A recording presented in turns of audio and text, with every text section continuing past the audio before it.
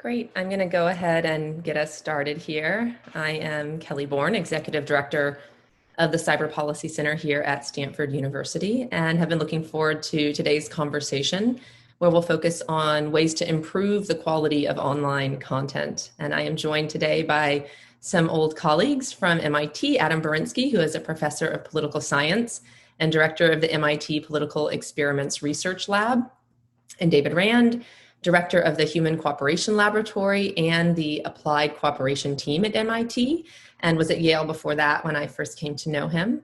And also by Avi Tushman, who's a Stanford alum, an entrepreneur at Stanford StartX, and the founding CEO of Pinpoint Predictive.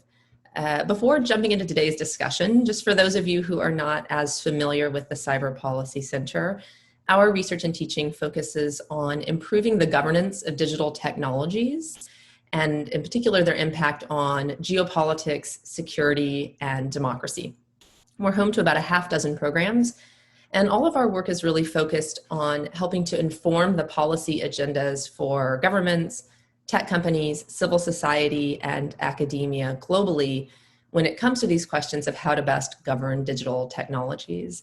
And these webinars are actually an extension of what used to be weekly lunch seminars on campus back when in-person was a thing that we all did, and are now bi-weekly every Wednesday at 10 a.m. PST. So quickly, before jumping into the focus of today's webinar, which is again on improving the quality of online content, a bit of background there. We have seen a lot of movement on this topic since COVID started, and obviously in the lead up to a really important presidential election. We saw at the outset of COVID announcements by Facebook, Google, LinkedIn, Microsoft, Reddit, Twitter, and YouTube, joint industry statements about how they are partnering to better elevate authoritative content. They're working with government healthcare agencies around the world. They're relying much less on human moderators and more on automated tools.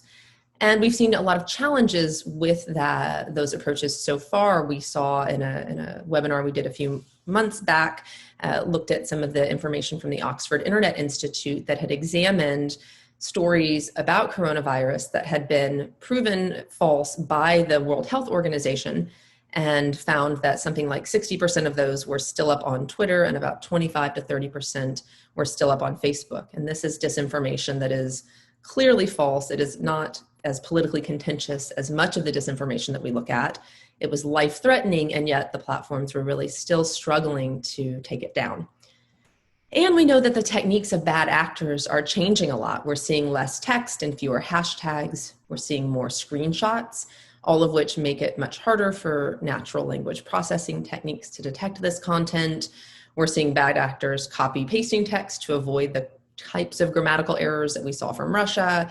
We are seeing payments to locals to post stories, which gets around a lot of the actor-based and geography-based takedowns. So a lot is changing in bad actors' approaches, and the platforms are also responding to a lot of recent changes, where we're seeing Facebook just last week adding a controversial voting information label to some of President Trump's posts, and announcing a new team to study and address racial biases in its algorithms. And today, the House Judiciary Antitrust Subcommittee is in the midst of a hearing with Amazon, Apple, Facebook, and Google. And we'll be having a webinar on that topic in a couple of weeks. So a lot is going on this subject. And so I'm really happy to be helping host today's conversation. And I'm going to have David, you go first and discuss your latest research on accuracy nudges. And if you can, would love to see you situate that in the context of some of your past fact-checking research, which I have found to be so informative. Then Adam, would love to turn to you to talk about some of the work that, as I understand it, you've done in partnership with Google's Jigsaw, where I believe you set up a horse race between different interventions to see what worked best. And so would love to hear about that and any other research that you have underway. And then Avi, would love to turn to you to hear lessons learned from the Wikipedia model and its potential application to social media platforms. This is something that we have been in discussion with Wikipedia about for a while, and I'm really curious to hear more about that. And then would love to save 20 or 30 minutes for Q&A. So for those of you who have questions, please feel free to just go ahead and put those in the chat box, and I will get to them as soon as I can. But with that, would love David to turn to you.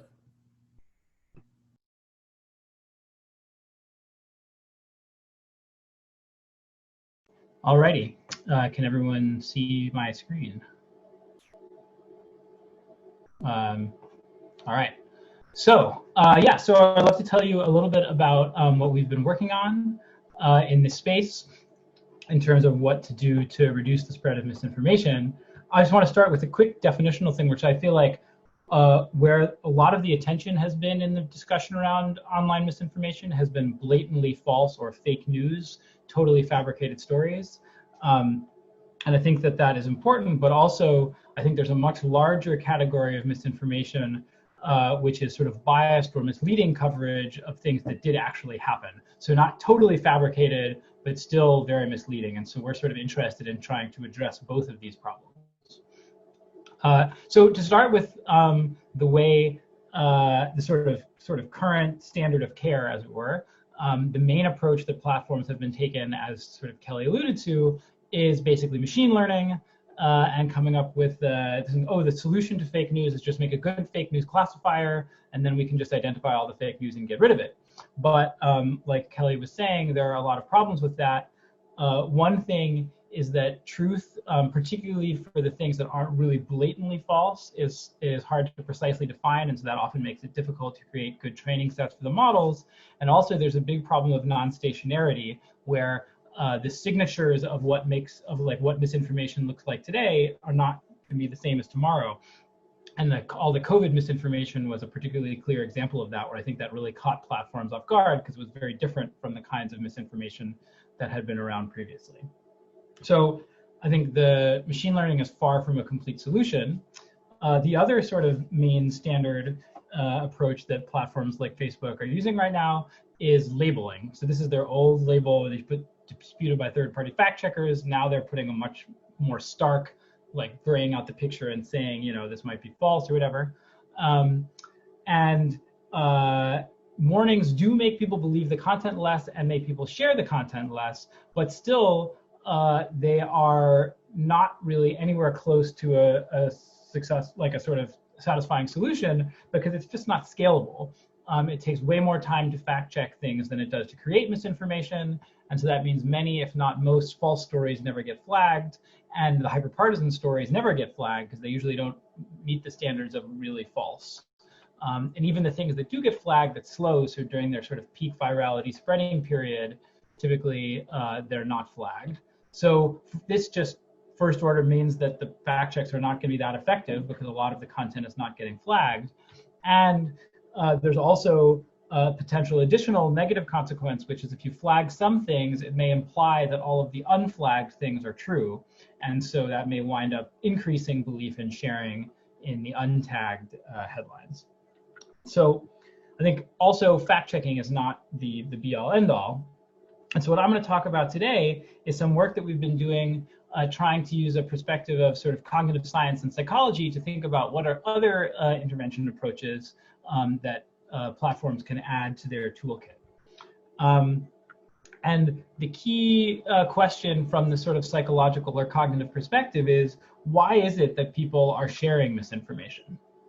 And although I feel like the explanations that are most often discussed are, we're in a post-truth world where nobody cares and partisanship trumps truth and people just share things that are false even though they know it's false because they don't care, or but that people are really just confused and don't know how to figure out what's true anymore, and so they share all this false stuff because they think it's true. And we have some evidence that I don't have time to talk about that sort of suggests that neither of those are really central to what's going on, but much more important is basically people just getting distracted. So people don't want to share inaccurate content, most people, and people are actually reasonably good at identifying inaccurate content, but the social platform context makes them think about other things, like how many likes is my post going to get? How many new followers or friends is this post going to get? What is this going to say about my group membership to all of my other friends or followers? And so all of these kinds of social concerns distract people from thinking about, is this accurate or not? And what this means is that in some sense, fundamental aspects of the platform design interferes with the salience of accuracy. And so people wind up sharing content that if they thought about it, they would realize, oh, that's probably not true, I shouldn't share it. And so to sort of support the argument that this is a lot of what's going on, we've run a variety of survey experiments that I won't talk about here, and I'll let Adam talk about in his section. And instead, I want to tell about a field experiment that we ran on Twitter, testing the idea that if distraction is the driver of, or is a key driver of the sharing of misinformation, then if you make the concept of accuracy salient, that should improve people's subsequent sharing. So to test this, we created a set of Twitter accounts called Cooking Bot, a kind of innocuous, politically neutral and explicitly bot account. And with these accounts, we followed over 130,000 people who had previously retweeted links to Breitbart or InfoWars. So we're picking people that had a demonstrated track record of sharing bad content. Of those people, over 11,000 followed our accounts back, so now we could send them messages. And then we screened out accounts that looked like bots themselves or that hadn't been tweeting recently. And so we got to a little over 5,000 users that were following our accounts and were our subject pool. And so what we did is we sent each person a message that looks like this. It says, how accurate is this headline? It shows some kind of random non-political headline. It's not something that they themselves shared. It's just showing a random headline and saying, hey, thanks for following me. Can I ask you a favor? I'm wondering how accurate the above headline is, and I'm doing a survey to find out. Essentially, nobody responds to the message, but that's fine. We don't need them to respond. As long as they open the DM and read this, how accurate is the headline, essentially they've been treated in that the concept of accuracy has been made salient. And the idea is then when they close the message and go back to their newsfeed, they'll be more likely to be thinking about accuracy, and therefore they'll be more discerning in their subsequent sharing. And so we did is we sent everybody this message, and we randomized who got sent the message on which day, which allows us to do real causal inference on the effect of receiving this message on subsequent sharing. And so what we're going to do is we're going to look at, for each of the different news outlets that we included in our analysis, we kind of have sort of a quality of, rating of the quality of the news outlet based on fact checkers rating how trustworthy different outlets were.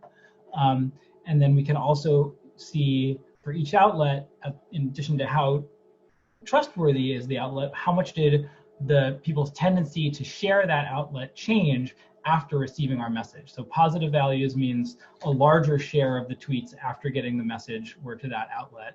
Negative values mean a lower share of the tweets after getting the message were to that outlet. And the size of the dots are proportional to basically the volume of tweets going on for each of these outlets. And so what you see is quite a strong positive correlation where receiving the message sort of increases the sharing of outlets that the fact checkers say are trustworthy, and decreases sharing of outlets that fact checkers say are untrustworthy.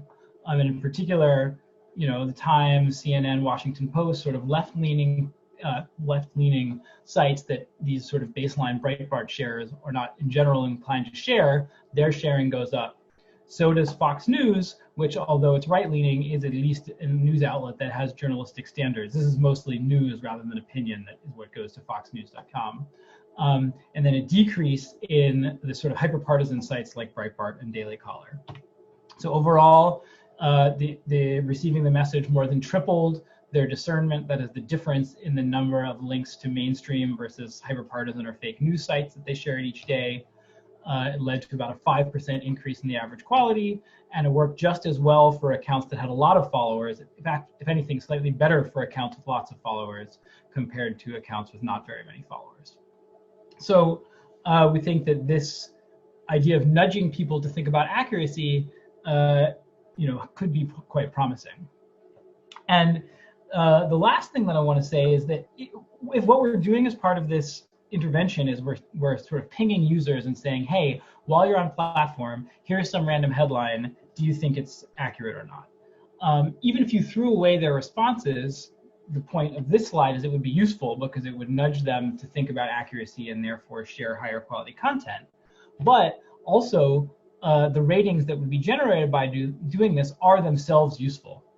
And so as I was saying at the beginning, fact-checking isn't scalable, but our idea here is that you can use the wisdom of crowds in order to make fact-checking more scalable. So if lay people are able to identify the quality of articles reasonably well, then you can use them to supplement the professionals. So to test this, we got a set of 209 headlines from Facebook. This is a collaboration with Facebook, where these are headlines that have been flagged by their internal algorithm. We had 3 professional fact checkers research each article and rate how good it was. And then we also had 500 lay people from Amazon Mechanical Turk just read the headline and the lead, not do any research, and basically give a gut check of like, how accurate does this headline seem? And so we want to know how well do the layperson ratings based just on the headline correlate with the professional's research, and also how many lay people do you need to get a reasonable signal? And so what I'm going to show you here is the correlation between the layperson headline ratings and the fact checker research ratings as a function of the number of layperson ratings that we have per headline, so sort of the size of the crowd in this wisdom of crowds setup. And as a benchmark, we want to say, what was the correlation amongst the fact checkers? Because something that this research revealed is that fact checkers don't always agree, and in fact often disagree. And so we only see a correlation of about 0.62 amongst the 3 fact checkers. So we can't really expect the crowd to do too much better than that. And what we find is by the time you get to about 15 layperson ratings per headline, the lay people are as correlated with the fact checkers as the fact checkers are with each other. And so that suggests that these layperson ratings really can detect a good amount of the signal of what's going on in terms of the veracity of headlines. And so crowdsourcing can be an important part of the way platforms identify misinformation. So just to summarize, straight up machine learning and professional fact checkers are not going to be enough to solve the misinformation problem. And lay people are surprisingly good at assessing the quality of information if they bother to pay attention. And so that means that nudging people to think about accuracy can make their sharing more discerning, and using crowdsourcing can help identify low quality sites and articles and help inform ranking algorithms. And so these ideas offer scalable solutions to the misinformation problem that don't rely on a centralized authority deciding what's true or false, and also aren't content specific, but just kind of general approaches to getting people to identify misinformation. And the super major caveat is we've done all of this with Americans, and misinformation is a global problem, so it's super important to assess how much this generalizes. And these are the people that were involved in that work.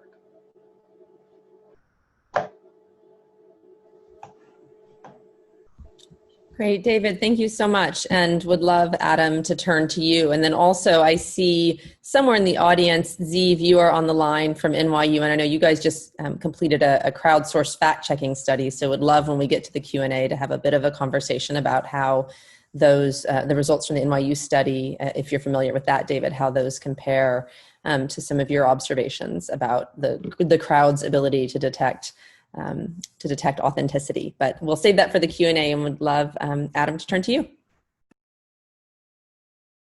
Great. Yeah, so just sort of taking up from where David left off, David and I have been working together for about 1.5 years now, partially in conjunction with Jigsaw, which is sort of an R&D arm of Google, to think a little bit more about how can we get these large-scale interventions. And we've been focusing mainly on sharing behavior, so thinking about how can we basically have interventions that will sort of prevent the people from spreading false information while not at the same time preventing the spread of true information. So just I'm going to talk very quickly about these experiments that we ran. Here's some high-level takeaways. So we ran about 5 experiments with roughly 9,000 subjects. And we tried basically, as Kelly was saying, that there's a horse race here. So trying a whole bunch of measures to try to get people to be more discerning in what they share. And so the idea here is that there's not going to be one single magic bullet that's going to solve the misinformation problem.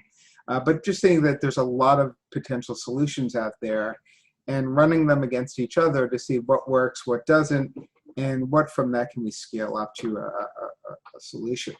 So we had participants do one of several things. So rate the accuracy of the headline at the outset. So the kind of intervention that Dave just talked about. Kind of a deeper version of that where we have them rate the accuracy at 8 headlines at the outset with feedback. So this is a higher touch. We had them read some minimal digital literacy tips that we adapted from some stuff that Facebook was doing. And then we also indicated how important they thought that considering accuracy when was deciding to share. So trying to bring that to the top of the mind. But the idea here is that we want to get people in more of this discerning frame of mind, right? So just sort of take a moment to think before you share and to see, does this in fact help discernment? And what we find is that these all significantly increase discernment in sharing intentions, and they're more or less equally effective. And so I think kind of the nice thing from this is not we're saying that there's the right way to do this, but that if you could get people to think this way, then this is going to be positive for the information environment. The effect is substantial. I'll show you. But one thing I do want to mention is something that we tried that we thought might be effective was not effective, is trying to use some social norm approach, right? So telling people that most other users think that accuracy is important. We've also tried some targeted messages where, say not just people in general, but people like you. And we found that this didn't increase sharing discernment. Just to kind of give you a sense here, so that these are from the set of headlines that David was talking about. Here's a sample of things that are true headlines. Another sample of things that are false headlines, right? That Bill Gates does not want coronavirus patients implanted with quantum dot tattoos.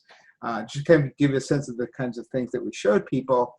And then here's just the overview of the interventions. I know we're running through this really quickly, but this just shows you these different conditions that we tried. The asking accuracy, the long asking accuracy where we give them the test with feedback. We tried 2 social norms, right? So they basically we thought that social norms would have an impact. We found it didn't. We tried again with a stronger wording, and we found that didn't work either. The literacy tips and just asking people the importance here. And so we're going to show you very quickly in this result here that this is the effect of discernment. So this is the increase in discernment, right? So are you better at judging true versus false? And does that carry over to your sharing behavior? These are all relative to the control. We had people sorted by how much attention they paid to the survey through an attentiveness check. And we found that roughly it's the same thing in both cases, the all subjects and the attentive subjects. And the thing that you see is that it's basically between 50 and 100% increase in terms of the increase in discernment and sharing behavior based on these treatments. So, if you look condition 4, condition 4B, social norms, not a whole lot there. But even just the simple asking people the single question about accuracy, or condition 5, giving them the literacy tips, had significant increases in the discernment on the shared content. We also tried bundling some of these things, and there might be some suggestive evidence that bundling a couple together might make it a little stronger. But our key takeaway from here is that basically, right, in the horse race, just doing something to get people to be more discerning has a measurable impact. So very quickly too, so this is like 2 experiments in like 30 seconds or less. But we've done some work here that kind of, in this case, in our experiment, we did these one-off experiments, like David was saying, where we present people with headlines and see how it affected their sharing behavior. We wanted something a little more realistic.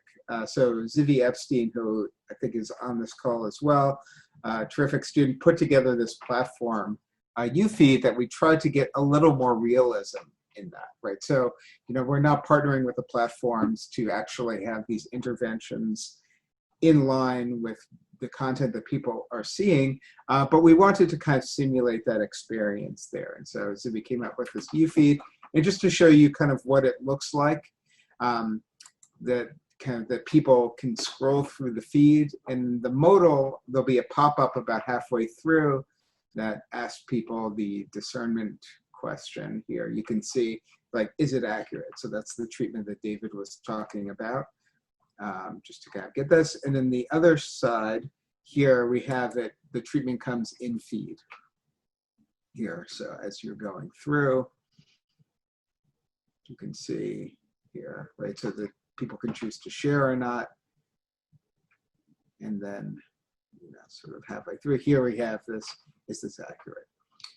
And what we find is that, sort of using this treatment, I think the big takeaway is if you look at, so this is the probability of sharing for both real and fake news, is that both treatments, the in feed, right, where it pops in your feed, the modal, where there's a pop-up that comes up and asks you for your response, that this basically increases the discernment, right? So you can see that essentially, again, this data, we just got this here, so kind of hot off the press, that it increases the sharing of real news, and either keeps the same or decreases the sharing of fake news. And so basically what we're showing is that these treatments work to increase discernment. So again, we're moving forward with this, but just wanted to give you a feel of the kind of work that we've been doing.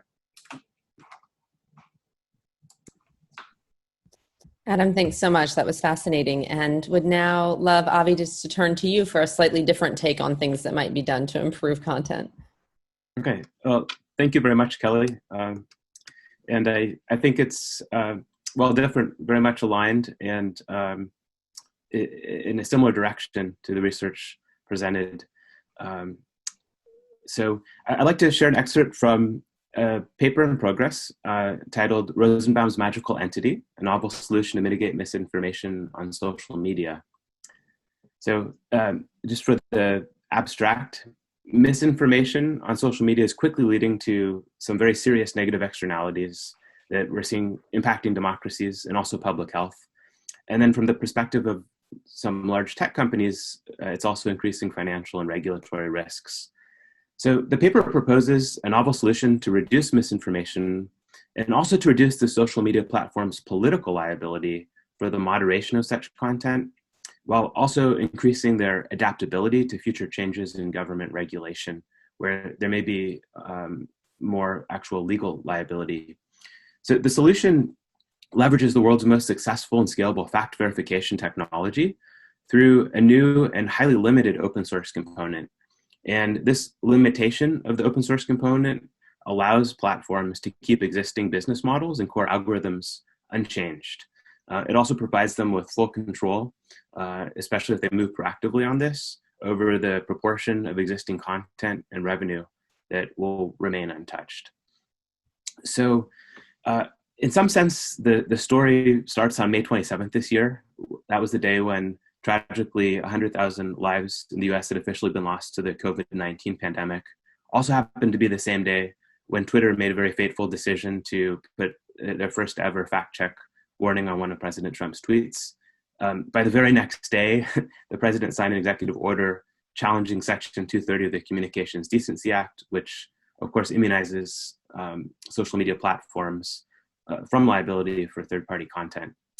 So really kind of serious set of challenges, both on the political side as we approach our next presidential election. And this comes, of course, after years of House Intelligence Committee investigations on state-sponsored interference in that last election. But more than that, years of continued state-sponsored disinformation campaigns generating billions of views.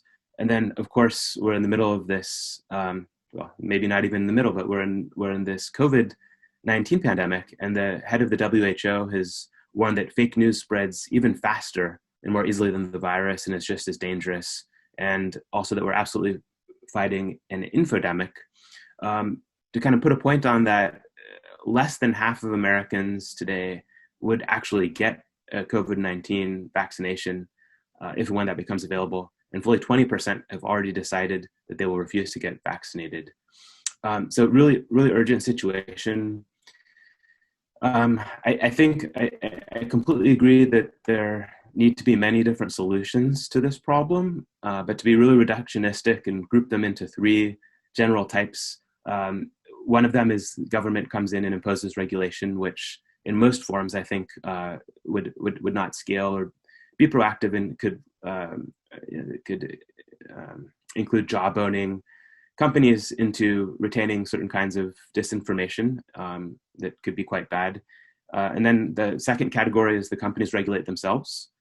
So like the Twitter putting on fact check labels, or the Facebook Supreme Court idea of 20 high profile individuals is another solution. Interestingly, adjudicating factuality itself in the political realm is not yet on the table there. And definitely it seems like we're kind of headed for a head-on power conflict, and that these attempts at self-regulation are only accelerating that conflict, and that could be quite problematic. So that brings us to a third path. And I'd like to quote Steven Rosenbaum of NYC Media Lab, who's an entrepreneur who pioneered the use of user-generated content.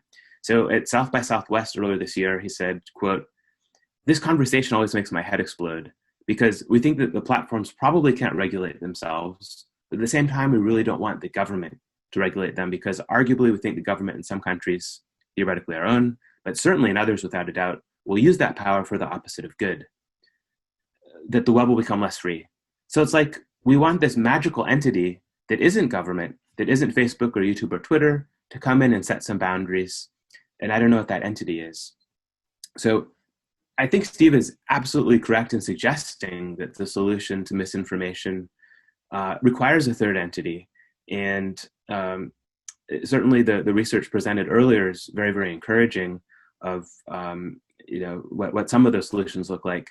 I believe pretty strongly that tech companies themselves are by far best positioned to innovate in this direction. That is to proactively open up a new space to integrate a third entity. So if we kind of zoom out, look at the really, really big picture, it's interesting to ask why these information platforms have become so powerful. And in particular, if a good way of doing that is looking at the top websites in the world, in each case sort of outside of some of these gigantic Chinese websites, e-commerce companies and such. So the top three are Google, YouTube, and Facebook. And the reason why they're so big and powerful is not an accident. They're incredibly good at organizing important sets of the world information by popularity-driven algorithms, which of course is true going back to PageRank or lookalike audiences that maximize digital advertising KPIs. And there are tremendous benefits to doing this. And I think just to mention one of them that people don't talk about very much, but they have invented literally the most powerful advertising technologies ever invented and made it available to even the smallest and most newest businesses. And that's critically important because there's only so many ways that the economic pie can grow, especially in a future with dramatically shrinking populations. The big problem, though, is that popularity has a very uncomfortable and awkward relationship with factuality. And I think Kelly mentioned some statistics, some other from the journal BMJ Global Health that found in the top English language coronavirus videos that over a quarter of them had misleading or inaccurate information. And of course, they've been viewed tens of millions of times. And that was a quite recent study from March. And here's where personally my head just explodes. And that is going back to the issue of the most popular websites. Not all of the Web 2.0 platforms have evolved in the same way to rank content by popularity. In fact, the world's fifth most popular website organizes the world's information in a completely different way, a completely different path of evolution. And in this case, a distributed group of non-employee volunteers, non-contractors, use a complex technology to organize the world's information according to reliably documented facts. And this website's Wikipedia. It ranks higher than Amazon, Netflix, and Instagram. And by summarizing the world's information in reference to fact-checked sources, I think Wikipedia has really achieved one of humanity's greatest accomplishments. And it's really awe-inspiring. On the same time, it's also incredible that how poorly understood it is. And maybe they haven't done quite as brilliant a job at raising awareness as to exactly how it works and how well it works. Very, very few people kind of have looked into this. I think Harvard Law and CS professor Jonathan Zittrain has a wonderful quote that Wikipedia works really well in practice, just not in theory. So obviously there are some problems with the folk theory, and the popular imagination is quite incomplete. Just to quote Jake Orlowitz, who founded the Wikipedia library, I think one of the fastest explanations, he points out that few people understand that getting published on Wikipedia is like stepping into a gauntlet of both algorithmic and human filtering. An individual edit must pass through targeted text rejection filters to even make it on the page. Then neural network machine learning bots seek out nuanced patterns of vandalism. Then after that, thousands of human recent change patrollers look at every suspicious edit, and so forth, and topical experts. So in this sense, Wikipedia has created a commons of public fact-checking and the largest bibliography in human history. So part of this paper goes through and explains how it works and how well it works, how it's a technology, how it's a system of common law that's very simple and very complex, the kind of conflict resolution mechanisms and enforcement and hierarchy that make Wikipedia work as well as it does. Just to mention a few facts on accuracy and reliability, even from the early days, independent research showed that Wikipedia... We have about 1 minute left before we have to turn to Q&A. Okay, all right. Okay, just to wrap up in 1 minute then, it's one of the probably the most viewed medical resource in the world. A lot of statistics on its accuracy. So the rest of the paper is a proposal that social media platforms govern a media wiki, or independent entity that uses the proven processes of Wikipedia to adjudicate the verifiability of facts, with reference to a limited set of Wikipedia article text in the English language as the ground truth. And that the closed part of a social media platform decide what very, very narrow topics like COVID, 5G conspiracies are eligible for that external review, thereby creating much more granular data that can feed the AI algorithms for better classification and ranking of content. So totally agree that with the conclusion that a little bit more openness would go a long way to making a solution that's scalable. I think Wikipedia is a very compelling model. Great, Avi, thank you so much. So would now love to turn to a number of questions that we've gotten in the chat box, and wanted to start, I think the questions that are most relevant really to Adam and David, and they came from 3 or 4. I'm going to try and combine 3 or 4 questions that came from a few different people, but are really looking at, how do we think about opinion versus free speech, and when we're running into tensions between those, how do we know if someone is coming at a post with the intention of humor or satire, and that should sort of be allowed. And then another one that was sort of related from Evan around people with already really polarized or cemented worldviews, and how they're going to be able to participate actively in some kind of a crowdsourced fact-checking model. I guess one quick response to a lot of this is that in many other efforts outside of the ones that you guys have put forth here, you're seeing the platforms moving a lot more away from content. So you're not worried about if it's opinion or satire, and if it's,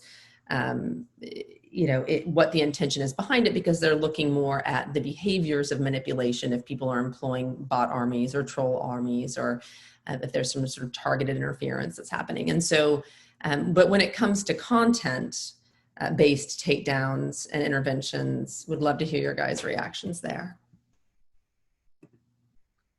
I guess my thought on this is that for the kind of stuff that we're talking about, it doesn't involve the platform making decisions about what to take down.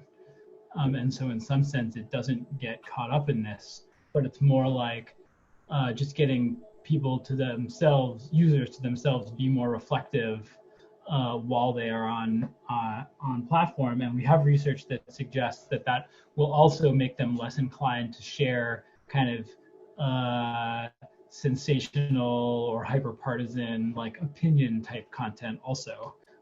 Basically, I'm gonna say it's like, is this sketchy or not? And people are in general inclined not to share things they think are sketchy, and getting them to stop and think some can allow them, like, help them make those choices themselves.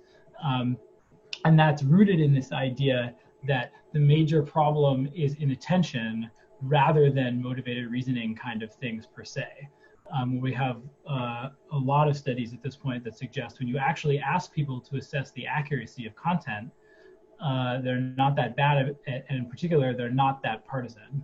Like, you don't see huge differences in the assessment of accuracy of content based on, I mean, people believe things that align with their ideology a bit more, but not that much more. And where you see the big partisan difference is at baseline sharing. So if you ask, do you want to share this? People are much more inclined to share partisan leaning things. But if you get them to think about it, they'll at least not share the false or misleading stuff. Yeah, I think also, I mean, to build on that, I think what I found valuable about this pairing with David's kind of political science and cognitive science is, as a political scientist, I'm really worried about, in a system in which there is so much hyper-partisan content and that people approach that from their kind of existing views, how can we put kind of breaks in the system that will not prevent, right? So not blocking, taking down, but getting people to be more responsible citizens, right? So saying basically, take a moment, think about this, not saying like, you could have it, you could have interventions on platform, right? So before you hit a share button, you could say like, do you really want to share this, right? And so different platforms have tried this. But what I like about this is sort of getting people into the reflective mindset, right? But when people talk about motivated reasoning and political science, and I think kind of more generally in the media, is that people think about kind of the motivated by the political motivations. But if you go back to the original kind of work, that there's also an accuracy motivation, right? It's not that people just want to prop up themselves, they also want to be accurate. And so what I like about this is that it kind of puts the spotlight on the other motivation and the motivated reasoning. And, so that, in a politicized society, where even information about COVID becomes politicized, if we can get something that is an intervention that works, that isn't politicized, and also to David's point about taking it to other societies, right? So in this country, big cleavage is between Democrats and Republicans, but other countries, it's about religious groups, about ethnic groups. And so I think that there's a lot of hope here for that. Thank you. And I have a question now. I'm taking moderator's prerogative with my own question, which is, I have been, on the record for a long time as skeptical of citizen-facing interventions because it can be so hard cognitively to clean up disinformation once it's out there, and just the scaling problems that you run into with a lot of the media literacy efforts.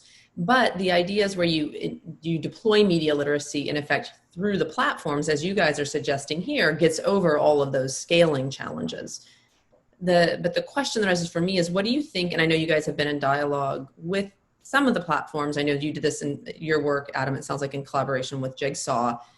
What do you think the odds are that the platforms would actually adopt something like this? I'm curious what the implications would be in particular for their business model when, engagement drives ad dollars, and we know that people tend to engage something like 6 times more accurately with information that's more sort of emotionally stimulating and charged, and that anger in particular tends to inspire a lot of sharing. Trying to imagine how interventions like this would dovetail with business models. I mean, my take on that is that it's fundamentally, if there's a tension between reducing the sharing of misinformation and maximizing engagement. And so like there has to be some willingness to say, we have some goals as a platform other than purely maximizing engagement. But if they are willing to say we do want to decrease the spread of misinformation, I think the interventions that we've been talking about should be pretty attractive, because we in general don't find that the accuracy nudge makes people less likely to share or engage with other kinds of content. It's not like putting people into an accuracy mindset makes them just not share in general. Because like when you're picturing pictures of dogs or your friends' kids or whatever, accuracy just like isn't relevant one way or the other.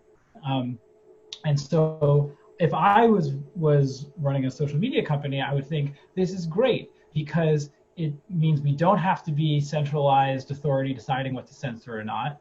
And there are these kind of like fairly light touch nudges that can just get people to do some of the work themselves of cleaning up their act without impacting their behavior more broadly. Yeah, and also I think I'm thinking about the discernment and sharing. I think is a really important point, right? So if I wanted to prevent the spread of false information, the easiest thing to do is just take away the share button, right? It's sort of like you can't share anything. What I like about this is that basically you're getting people to make better decisions, right? So that's why I think it's important to look at both the sharing of true headlines and false headlines, right? That if we can increase the sharing of true headlines and not affect the sharing of false headlines, that's good, right? If we can decrease the sharing of false headlines and not change the sharing of good headlines, that's good, right? If we drive everything down, that's bad for the business model, but it's still good. And so I think what's really nice, what I really like about these interventions, and to get to the stuff that Avi was talking about as well, is sort of like who's the arbiter of truth, who gets to decide what's true or false, is that, again, as David was saying, through these simple nudges, people do that for themselves. And it just to show, like, so I'm somewhat skeptical about these in-depth news literacy, sort of kind of modules. But what we have is just a simple screen. Didn't have time to show all the treatments, but it's a very simple single screen pop-up where we basically said, like, here's like 2 things to think about when you pop this in. And there's been some work. Oh yeah. So yeah. Yeah. I was just going to say, I think that's super important, because these like things that take, so something where you actually take a 2-week digital literacy training class, or even like Sander van der Linden's Bad News Game, which is this like digital literacy game that takes 15 or 20 minutes. Nobody's going to do it, basically. Or in particular, the people who are inclined to share misinformation are not going to be like, oh, let me go spend 20 minutes doing this thing. And so I think that it's really essential that we come up with very light touch things that don't require a big time investment, but that are more of this just kind of like little like nudges and pings, be like, hey, think about it. Yeah. And on that news literacy tip too, like I think that Dave and I were both surprised, like, oh, we'll put it in. It's not going to have an effect, right? The big thing is going to be this accuracy question, and we were surprised that it did seem to work. And my take on that, by the way, is that it's not that the digital literacy tips are teaching people things that they didn't know. That is, you could think like another reason that these like literacy training, one reason literacy training might work is that people are illiterate or digitally illiterate or whatever, and need education in order to now learn. But another possibility is people aren't actually learning much from it, but being exposed to it is just getting them to think about accuracy. And so that's my take on what the tips are doing, particularly because the effect size of the tips was exactly the same as the effect size of just nudging people to think about accuracy in the first place. So my guess is that the quick tips things work not because they're teaching anybody anything, but just because they're activating the accuracy concept. Yeah, that's fascinating. And you just touched a minute ago, David, on my 2 other biggest questions around media literacy, which have been, we can only get half of Americans to vote in a presidential election. So are they really going to take the time to engage in these really detailed trainings? And then that preaching to the choir phenomenon we often see, where it's the least problematic people who are kind of willing to engage. So the idea of getting the platforms to distribute this, I think, is really appealing. And I guess to argue for one other reason you might consider in doing so, even if it did reduce engagement a little bit, you would get away from some of the Stop Hate for Profit and other kinds of consumer backlash that really are clearly not helping business. So I could imagine the incentives being there. Okay, I have 3 other questions that I'm going to try and cover in the next kind of 4 minutes, if we can, before I move to next steps. So one from the crowd, and so I'm just going to list them all now so we can try and bundle answers to those, given time limits. So one from the crowd around longitudinal impact. I'm not sure if these sort of behavioral nudges, if you have any questions about or evidence suggesting whether these would persist over time or whether people would get right back to the poor quality of information they had been sharing previously.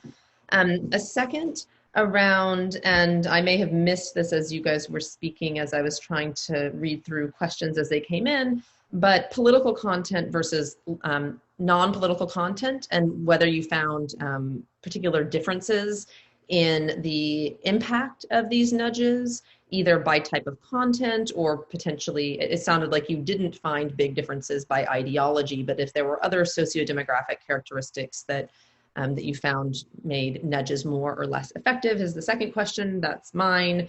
And then a third one, which I'm going to do on behalf of our colleague Zeev, if you're in there somewhere, Zeev, at NYU, where we had just partnered Stanford and NYU on this crowdsourced fact-checking study and found with Facebook, and found that there were a lot of challenges in getting the crowd to accurately discern what was true or false.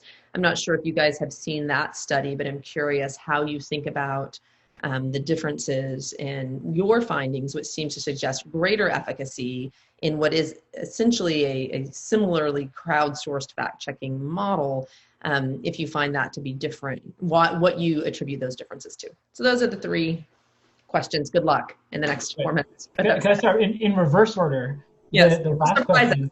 Yeah. So my understanding is that in the NYU Stanford study, the main focus wasn't on the crowdsourcing element, but just saying how much are individual people getting things right or not. And when you do a model that tries to use the crowd ratings as a whole to predict the fact checker ratings, it actually does quite well. And so I think what the apparent mismatch is just focusing on different questions. And I think when you look at the question of how well can the crowd replicate the fact checker ratings, both find that they can do it pretty well.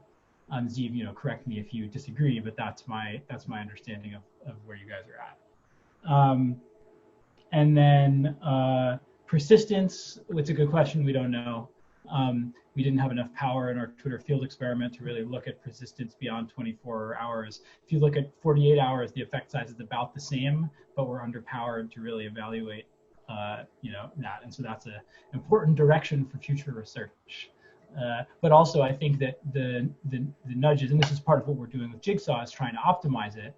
The stuff that we did initially was just the first thing that came to mind for us. And so our idea is that if platforms took this seriously, they could really invest energy in figuring out what is the best way to do it, what gives you the longest lasting effect.